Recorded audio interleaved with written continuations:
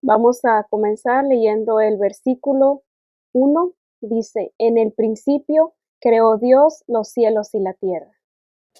Vamos a empezar con la frase en el principio, explicando esta primera frase. Es la primera frase no solo del capítulo, no solo del libro de Génesis, sino de toda la Biblia.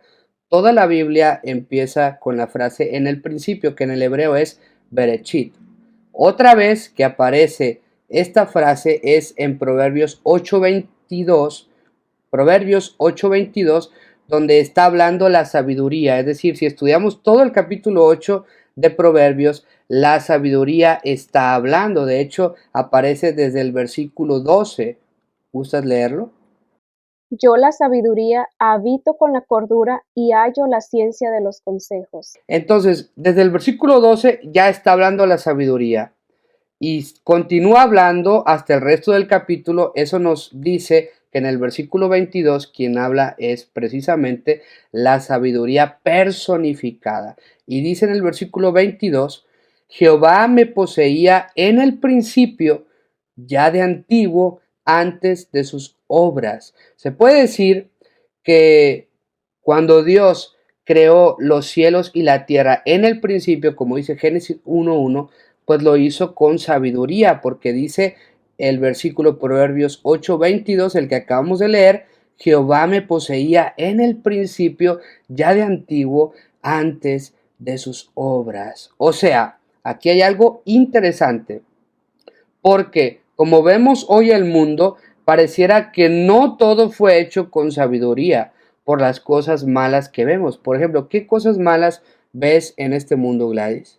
Pues yo veo guerras, mucha desnutrición en niños, desastres naturales.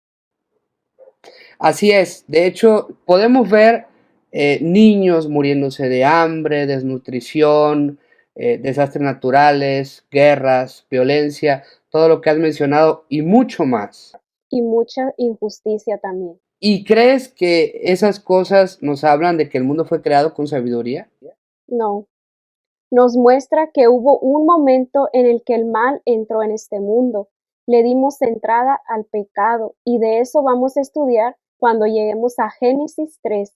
Pero hay muchas cosas en la naturaleza que nos hablan que efectivamente este mundo fue creado con sabiduría, como los paisajes hermosos que podemos ver en las playas, en los bosques, los atardeceres, los animales, cómo toda necesidad se puede suplir con algo. Por ejemplo, tenemos necesidad de respirar y para suplir eso tenemos oxígeno, pero no solo eso, tenemos nariz, tenemos pulmones, tenemos todo un sistema llamado sistema respiratorio. Eso solo es por poner un ejemplo. Hay muchos ejemplos más de cómo la vida en este mundo tiene un sentido. Hay un propósito para cada cosa en la naturaleza. ¡Wow! ¡Qué interesante! Todo eso y mucho más nos muestra que en el principio creó Dios los cielos y la tierra con sabiduría. Podemos agregar a todo eso que ya explicaste muy bien, que tenemos en Génesis 1:1 los tres componentes fundamentales que estudia la física. La física estudia el tiempo, el espacio y la materia y muchas cosas más. Pero esos tres componentes fundamentales están presentes en Génesis 1:1. El tiempo, por eso menciona en el principio, está hablando de tiempo. El espacio, creó Dios los cielos. Y la materia, creó Dios los cielos y la tierra. La tierra es la materia. Básicamente tenemos elementos científicos en la Biblia desde el primer versículo. ¿Qué otra cosa podemos decir de la frase en el principio? Otra vez que aparece esa frase es en Juan 1:1, que dice, en el principio era el verbo, y el verbo era con Dios, y el verbo era Dios, refiriéndose a Jesús y diciendo que Jesús es Dios. Esto deja en claro que nuestro Creador no es solo Dios Padre, sino también Dios Hijo, o sea, Jesús. Así que el mismo que nos creó fue el que nos redimió muriendo en una cruz. Así es. Creo que cuando estudiamos la Biblia así, como lo estamos haciendo ahora mismo, conectando lo que dice un versículo con otros, aprendemos mucho de lo que Dios nos quiere decir en su palabra.